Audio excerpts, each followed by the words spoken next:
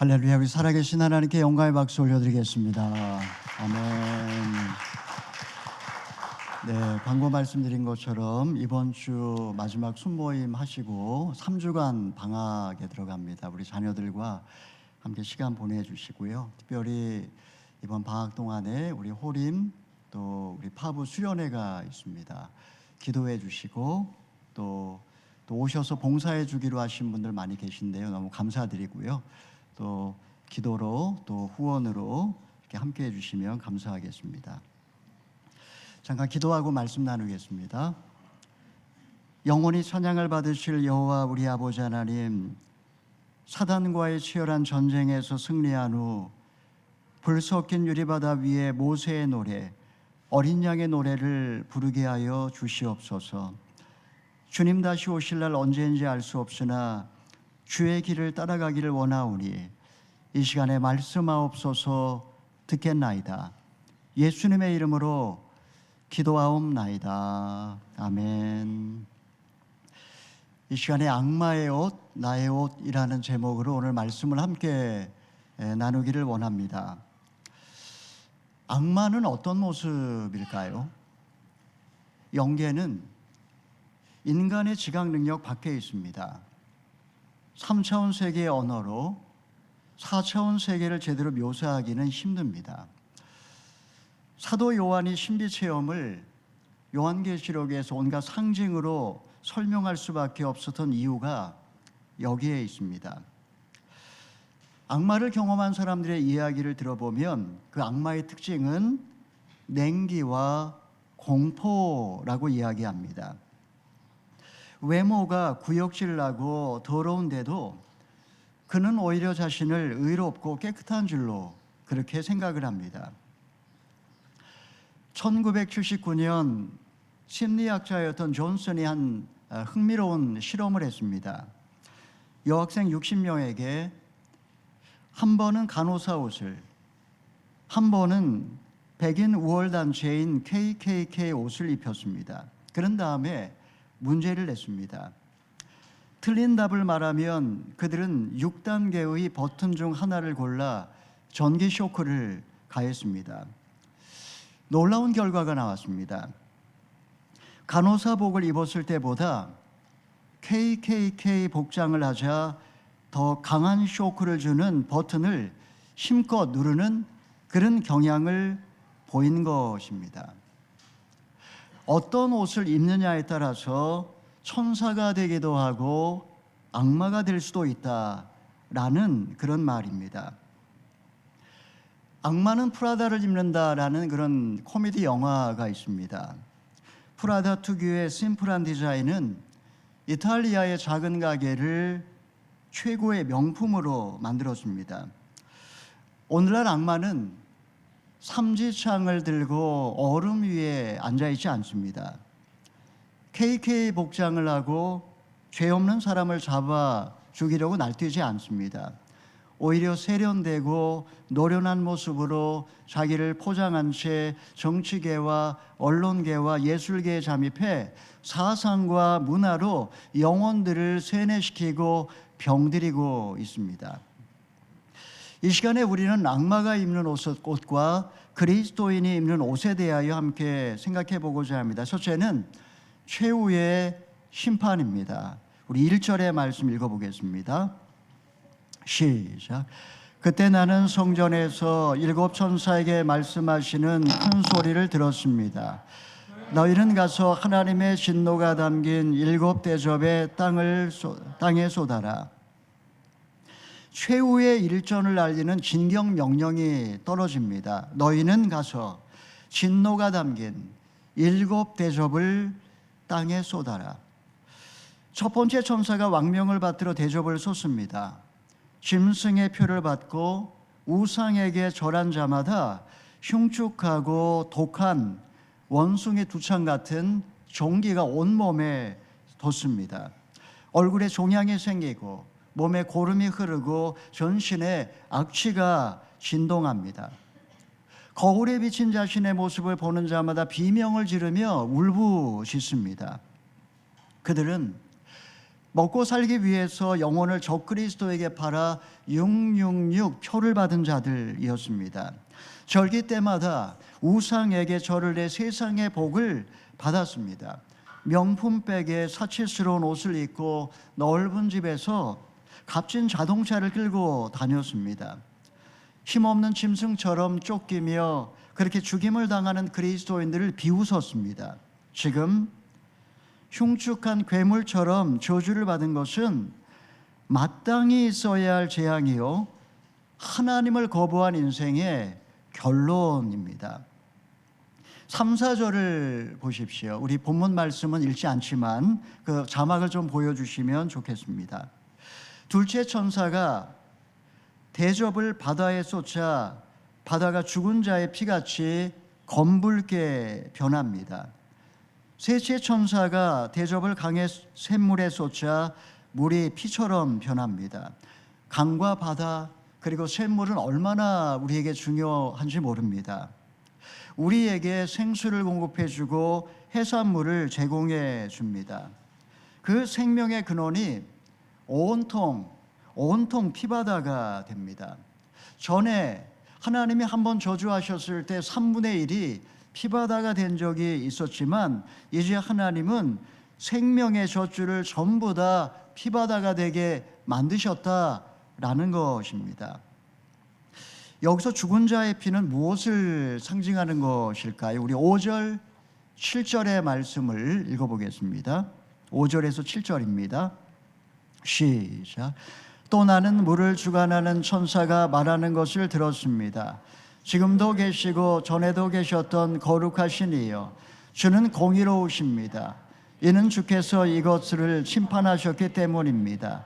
그들이 성도들과 예언자들의 피를 흘렸으므로 주는 그들에게 피를 주어 마시게 하셨습니다. 그들이 그렇게 된 것은 마땅합니다. 이때 나는 제단에서 나는 소리를 들었습니다. 그렇습니다. 전능하신 주 하나님, 주의 심판은 참되고 의롭습니다. 악한 자가 성도와 예언자의 피를 흘렸기 때문에 저들이 복수의 잔을 마시는 것이다 라는 겁니다. 6장에 보게 되면 죽임당한 영혼들이 제단 아래에서 큰 소리로 탄원하는 장면이 나옵니다. 언제까지 우리의 피값을 갚아주지 않으시려는 것입니까?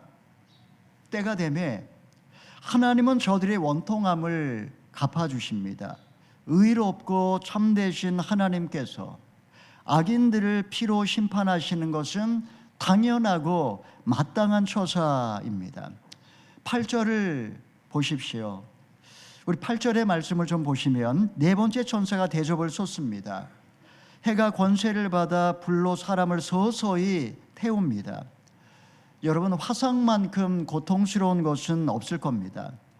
작년 CNN 보도에 의하면 지구 기온이 1.5도가 상승하면 인류 건강에 돌이킬 수 없는 치명적인 결과를 초래할 수 있다라고 그렇게 방송했습니다. 여러분, 1.5도가 아니라 지구의 질서가 깨져서 한 10도 정도만 올라간다라고 하면 상상해 보십시오. 지구 전체가 마치 전자레인지 안처럼 아마 지옥으로 변해버리고 말 것입니다. 10절, 11절의 말씀을 함께 보겠습니다. 다섯 번째 천사가 이제 대접을 짐승의 보좌에 쏟습니다. 어떻게 보면 사단의 심장부가 공격을 받는 겁니다. 그 순간에 온 지구가 깜깜해졌습니다. 세상에 빛이 없다면 어떻게 될까요? 광합성을 하는 식물들은 며칠이 못 가다 말라 죽고 그것을 먹고 사는 동물들은 또한 굶어 죽고 맙니다. 지구의 온도가 급격하게 내려가면서 세상은 얼음덩어리가 됩니다. 칠흑 같은 어둠 속에서 견딜 수 없는 고통으로 차라리 혀를 깨물고 죽겠다라는 그런 사람들이 많이 생겨났습니다. 여러분, 모세의 시대에는 짐승의 보좌가 이집트에 있었습니다. 요한계시록에 기록될 당시 짐승의 보좌는 로마였습니다. 루터가 종교개혁할 당시에 짐승의 보좌는 교황청이었습니다. 오늘날 사단의 견고한 진은 어디에 있을까요? 정확히 알 수는 없지만 분명한 것은 단일 화폐가 통용되는 세계 정부가 만들어질 것이고, 그 세계 정부의 수도가 마귀의 견고한 진, 보좌가 될 것입니다. 그날이 되면 짐승의 보좌에 하나님이 저주의 잔을, 저주의 대접을 쏟을 것이고, 생수의 근원이 피가 될 것이고, 우주의 질서가 흔들리면서 세상이 깜깜해지고 모든 생명체들은 죽음을 맞이하게 된다라는 것입니다. 여러분, 이렇게 최후의 심판의 날이 오게 되면 인류는 하나님께 회개하고 돌아올까요? 우리 11절의 말씀을 읽어보겠습니다. 시작. 그들은 고통과 종기로 인해 하늘의 하나님을 모독했고 그들의 행위를 회개하지 않았습니다. 이상한 일입니다. 그들은 끝까지 회개하지 않고 하나님의 이름을 모독합니다. 죽는 순간까지 예수님을 저주했던 십자가의 강도처럼 수많은 기적을 보았음에도 불구하고 예수님을 향해 이를 갈고 침을 뱉고 저주했던 유대인처럼 그들은 마음을 완악하게 먹습니다. 혀를 깨물고 죽을지언정 하나님의 존재를 인정하지 않습니다. 성도를 괴롭히고 교회를 파괴한 잘못에 대하여 일말의 가책도 느끼지 않습니다. 여러분, 이것이 하나님을 떠난 인간의 철저한 부패성이라고 할 수 있습니다. 회개하지 않을 사람은 죽는 순간에 더욱더 강팍해집니다. 전에 세브란스 병원에서 원목 교육을 받을 때 그런 분들을 종종 만날 때가 있었습니다. 불치의 병에 걸려 죽어갑니다. 복음을 전하면 성경을 던지고 기도해 주겠다고 하면 악을 쓰고 거절합니다. 기적을 보고 죽은 자가 살아난다 해도 하나님을 믿지 않기로 작정한 자는 돌이키질 않습니다. 여러분, 우리는 항상 생각하기를 죄 때문에 심판받는다라고 생각하는데 죄 때문에 심판받는 게 아닙니다. 하나님을 인정하지 않고 돌이키지 않기 때문에 지옥에 가는 것입니다. 어떤 신비가는 지옥은 죄인들이 자원해서 찾아간다라고까지 이야기했습니다. 하나님을 인정하지 않고 돌이키지 않기 때문에 자기 발로 지옥으로 걸어 들어간다라는 겁니다. 부자와 나사로 비유해서 예수님은 말씀을 듣고 회개하지 아니하는 자는 죽은 자가 살아나는 것을 본다 할지라도 믿지 않을 거라고 했습니다. 머리로 납득할 수 없다면서, 교회 내에 위선자들이 너무 많다면서 온갖 핑계를 댑니다. 믿을 수 없는 이유를 대지만 실은 한 가지, 회개하고 싶지 않은 것입니다. 여러분, 지금 내 인생에 어떤 재앙이 찾아왔습니까?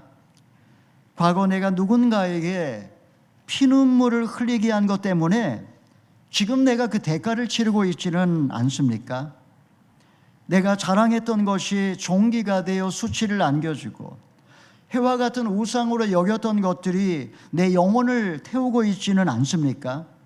인생의 밤이 찾아와서 하나님도 보이지 않고 사방이 꽉 막혀 있다며 악을 쓰며 원망하고 있지 않느냐 하는 것입니다. 4대째 모태신앙인이었지만 불신자와 결혼한 한 여자 집사님의 이야기입니다. 사람에 대한 인정과 성공에 대한 목마름으로 야근과 출장을 밥 먹듯이 하면서 살았습니다. 가정에 흉측하고 독한 종기가 나는 것도 몰랐습니다. 남편은 언제부턴가 불법 사채에 손을 댔고 모텔업을 하겠다며 지방으로 내려간 후에 연락 두절이 되었습니다. 미래에 대한 꿈은 순식간에 새가 되었고 칠흑 같은 밤이 찾아왔습니다. 하나님을 인정하지 않는 세상 사람이라면 아마 이를 갈며 복수를 하거나 절망한 나머지 자녀들을 데리고 목숨을 끊었을지 모릅니다. 그분은 이 모든 것을 하나님의 섭리편에서 분별하고 받아들였습니다. 하나님의 합당한 심판임을 인정하고 지난 삶의 잘못을 회개했습니다. 남편의 방황이 언제 끝날지 알지 못하지만 지금도 그녀는 매일 자녀들과 말씀을 붙들고 함께 가정 예배를 드리고 있습니다. 사랑하는 여러분, 우리는 얼마나 복받은 자들입니까? 회개하고 복음을 믿는다라는 거, 여러분, 이것은 나의 의지나 나의 힘으로 되는 것이 아닙니다. 성령께서 우리를 붙잡아 주시고 성령께서 우리를 감동시킬 때 가능합니다. 여러분, 혹시 인생에 재앙이 찾아왔다면 세상에 우연이란 존재하지 않습니다. 혀를 깨물며 나는 잘못이 없다고 말하지 마시고 이제라도 주님의 심판은 의롭고 합당하다고 고백하면서 하나님의 주권을 인정하시고 주의 사랑 안으로 돌이키실 수 있기를 바랍니다. 두 번째로 아마겟돈 전쟁입니다. 우리 12절의 말씀을 읽어보겠습니다. 시작. 여섯 번째 천사가 그의 대접을 큰 강 유프라테스에 쏟았습니다. 그러자 그 강의 물이 말라버려 해 돋는 곳에서부터 오는 왕들의 길이 예비됐습니다. 여섯 번째 천사가 대접을 유프라테스 강에 쏟으니 강물이 말라 동방에서 왕들의 길이 열렸습니다. 당시 유프라테스 건너편에 파르티아 제국은 로마와 자웅을 겨룰 유일한 경쟁자였습니다. 로마는 세계를 통일했지만 불멸의 군단을 보유한 파르티아를 가장 두려워했습니다. 그나마 강물이 많아 유프라테스를 경계로 해서 함부로 쳐들어올 수가 없었습니다. 그런데 지금 대접을 쏟자 강물이 말라버리게 되었고 지금 동방의 왕들의 대로가 열리게 된 것입니다. 이때 누가 세상의 왕들을 충동질합니까? 우리 13절 14절의 말씀 읽어봅니다. 시작. 또 나는 용의 입과 짐승의 입과 거짓 예언자의 입에서 개구리 같은 새 더러운 영이 나오는 것을 보았습니다. 그들은 이적을 행하는 귀신들의 영입니다. 그들은 전능하신 하나님의 큰 날의 전쟁을 위해 온 세상의 왕들을 소집하려고 갑니다. 용과 짐승과 거짓 예언자는 사단의 삼위일체입니다. 항상 사단은 하나님을 흉내냅니다. 그 입에서 개구리 같은 더러운 악마가 쏟아져 나옵니다. 개구리는 우리나라 사람들에게는 귀여운 이미지이고 비를 불러오는 풍요의 상징이지만 여기서는 추함과 냉기와 사악함을 의미합니다. 악마를 경험한 사람의 이야기를 들어보면 뼛속까지 떨리는 한기를 느낀다라고 합니다.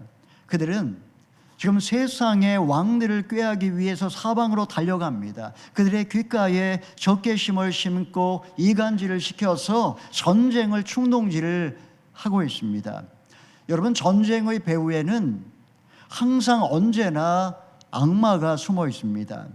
정치인들은 그냥 그저 허수아비 배역일 뿐이고 악마는 그 모든 정책 결정에 직간접적으로 영향을 미칩니다. 우리가 정치에 관심을 가져야 하는 이유가 여기에 있습니다. 특별히 정치에 관심을 가질 때에 반기독교적인 색채를 가진 정치인을 주목해야 합니다. 대중이 열광을 하며 추종을 해도 개구리 떼처럼 떠드는 목소리가 적개심과 증오심을 부추기고 갈등과 대립을 조장하는지 살펴봐야 한다라는 것입니다.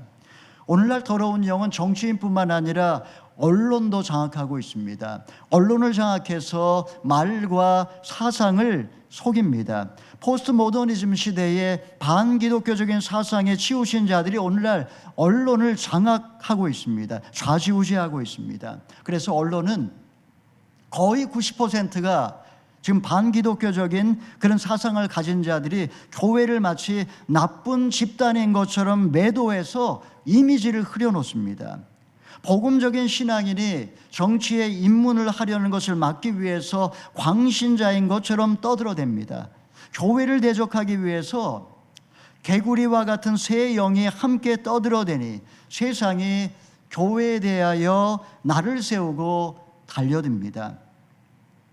자, 최후의 심판의 날 마지노선이 뚫리자 동방의 연합군이 유프라테스를 건너와 어디에 집결을 합니까? 우리 16절의 말씀 읽어보겠습니다. 시작. 새 영은 히브리 말로 아마겟돈이라는 곳으로 왕들을 집결시킵니다. 아마겟돈은 우리가 많이 들은 말이지만 이 말은 원래 하르무기또라는 말이라고 할 수 있습니다. 하르는 산이라는 뜻이고 무기또는 지명입니다. 무기또의 산이라는 뜻입니다. 여기에 성경 딱 한 번 나오는 단어입니다.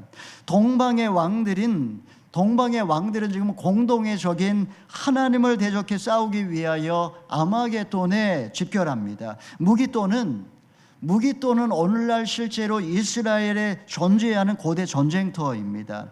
아나톨리아, 터키에서 이집트로 가는 해안길 비아 마리스를 지나는 길목으로서 전략적인 요충지입니다. 그렇기 때문에 과거에 여호수아도 여기서 전쟁을 했고 드보라와 바락도 여기서 전투를 했고 아합은 여기에 요새를 세웠고 요시야는 이곳에서 전투를 하다가 전사를 한 곳입니다. 아마겟돈 전쟁은 어떤 전쟁일까? 사람들은 그동안에 많은 호기심을 가지고 상상을 했습니다. 이스라엘과 중동 연합군의 전쟁이 될 것이다. 아니면 이스라엘을 지원하는 미국과 중동 국가를 지원하는 러시아, 중국이 한판 붙는 3차 세계대전이 될 것이다. 이런 비슷한 주장은 지난 2000년 동안 수없이 많았습니다. 대표적인 것이 사라센 제국과 게르만족의 전쟁이 될 거다 이렇게 이야기를 했고 20세기 들어서는 공산권과 민주진영의 전쟁이다. 한 번도 맞지 않았습니다. 최근에는 EU와 러시아의 전쟁이 일어날 것이다. 이렇게 이제 추측하는 분들도 있습니다. 우리는 모릅니다. 어떤 모양으로 이 아마겟돈 전쟁이 일어날지 모르지만 그러나 분명한 것은 전쟁의 준비는 지금 시작되었고 아마겟돈 전쟁은 더 가까이 왔다라는 것입니다. 프라다를 입은 악마는 정치인들과 언론인들을 동원해가지고 화려한 수사로 나라와 민족 간의 불신과 갈등, 분열과 적개심을 심습니다. 인터넷을 통해서 기독교를 비방하는 글을 올립니다. 허위 사실을 유포해서 사람을 매장시킵니다. 쾌락을 미끼로 죄의 수렁에 우리 젊은이들을 빠뜨리고 우리 청년들을 비참한 전쟁터로 끌고 가는 것이 악마가 하는 일입니다. 여러분, 지금 세상은 누가 적군인지 누가 아군인지 알 수가 없습니다. 여러분, 신천지가 요소요소에서 지금 성경을 가르치고 전도를 하고 있습니다. 얼마나 열심히 전도하는지 우리는 흉내도 내지를 못합니다. 특공대를 만들어가지고 교회에 침투해서 신분을 감추고 충성하다가 목회자를 쫓아내고 통째로 그냥 산을 옮깁니다. 요즘 신앙인들이 성경보다 드라마를 통해서 더 눈물을 많이 흘립니다. 누가 진짜인지 누가 가짜인지 구별할 수 없는 시대가 되고 말았습니다. 초대교회에서 이 개구리는 이단을 상징했습니다. 개구리는 짐승도 아니고 물고기도 아닙니다. 이단은 끝이 다르다라는 뜻입니다. 대개 보면 인생 문제가 해결되지 않은 사람, 가정에 문제가 있는 사람, 착하고 순진한 사람, 성경에 대하여 체계적으로 배워본 적이 없는 사람, 관계에 약한 사람, 이런 사람들이 이단에 빠질 위험성이 높습니다. 우연을 필연처럼 가장해서 접근하게 되면 그 순간에 홀라당 빠져버립니다. 무려 성경 공부나 성격 검사나 설문조사나 이렇게 다가와서 하는 그런 사람들 절대 따라가지 마십시오. 오클랜드 대학교 안에도 지금 이런 신천지가 청년들을 대상으로 활동하고 있습니다. 여러분, 왜 인류 역사 속에 아마겟돈 전쟁 같은 것이 일어나야만 할까요? 그 이유는 한 가지입니다. 그들의 정체를 드러내기 위함입니다. 평소에는 알 수가 없습니다. 평소에는 선해 보입니다. 누구 편인지 알 수가 없습니다. 하지만 일단 전쟁이 일어나면 본색이 드러납니다. 전에는 한 우물을 마시며 형, 동생, 누나, 오빠 하던 사이인데 전쟁이 일어나니까 6.25 전쟁이 일어나니까 본색을 드러내고 완장을 차고 돌아다닙니다. 인민재판을 열어서 죄 없는 사람을 죽창으로 찔러 죽입니다. 여러분, 인생에 진짜 위기가 올 때, 이해관계가 얽힐 때, 진짜 어려운 일을 만날 때 그가 적군인지 아군인지 신실한 성도인지 나이롱 신자인지 친구인지 적인지 참 기독교인인지 적그리스도 편에 서 있는지 우리는 분명하게 알게 됩니다.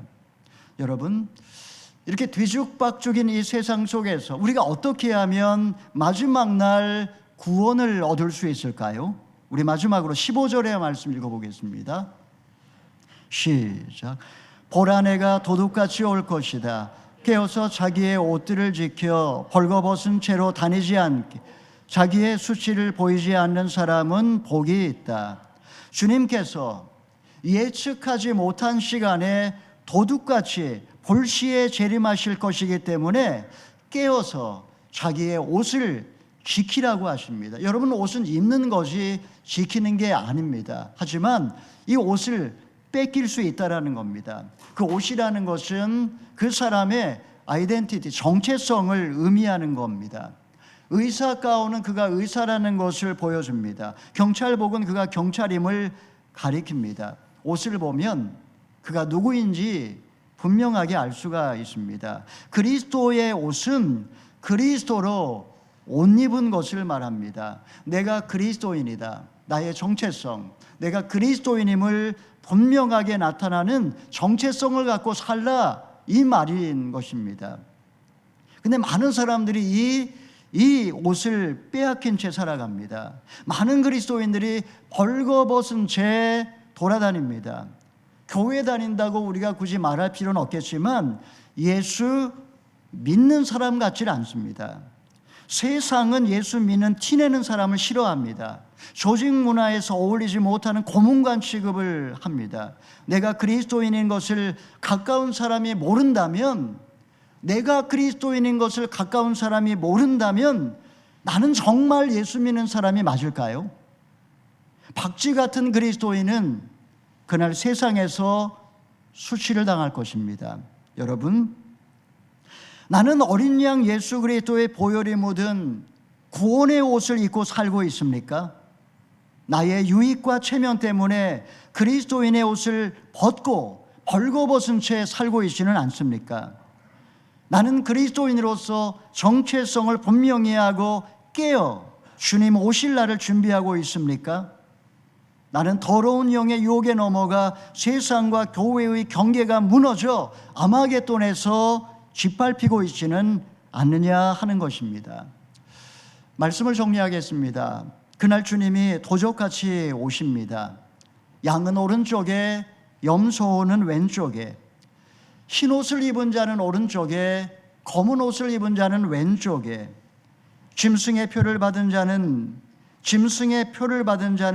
왼쪽에, 그리고 이마에 보혈을 바른 사람은 오른쪽에, 14만 4천 명은 오른쪽에, 666은 왼쪽에, 그렇게 가르칠 것입니다. 주님이 갑자기 오시기 때문에, 주님이 도적같이 오시기 때문에 양이 염소가 될 수 없고 옷을 갈아입을 시간도 없고 숫자를 새로 새길 기회도 주어지지 않습니다. 여러분, 주님이 오실 날을 우리는 아무도 알 수 없습니다. 분명한 사실, 더러운 영이 유프라테스를 말려 성과 속의 구분을 없애고 정치인들을 충동질해 세상을 마지막 최후의 전장으로 몰고 간다라는 사실 분명합니다. 결국 찬란한 문화 문명은 불길에 휩싸여 사라질 것이고 최후의 심판을 맞이하게 될 것입니다. 그날 우리는 내가 무슨 옷을 입고 있느냐에 따라서, 내가 입고 있는 옷에 따라 구원을 얻기도 하고 수치를 당하기도 할 것입니다. 사랑하는 여러분, 지금 예수 그리스도로 옷 입고 살고 계십니까? 교회 올 때에는 그리스도로 옷 입지만 세상에서는 저들의 비유를 맞추며 세상 옷으로 갈아입지는 않습니까?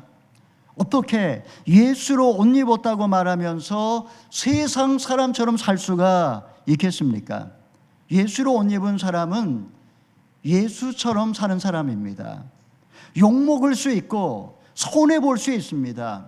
북한이나 선교지 같았으면 죽을 수도 있습니다. 사랑하는 여러분, 역사의 황혼이 저물고 있습니다. 인생의 노을도 시작되었습니다. 주님이 오늘 오신다 할지라도 여러분의 옷을 잘 지키실 수 있기를 바랍니다. 주님은 우리를 세상의 소금과 빛으로 부르셨습니다. 마지막 날에 사단의 세력을 이기고 골 섞인 유리바다를 헤쳐나오시기를 바랍니다. 천국문이 열려서 그리스도의 옷을 입고 찬양을 부르며 마지막 날 승리의 찬가를 다 부르시는 저와 여러분 다 되기를 주님의 이름으로 축원합니다. 아멘.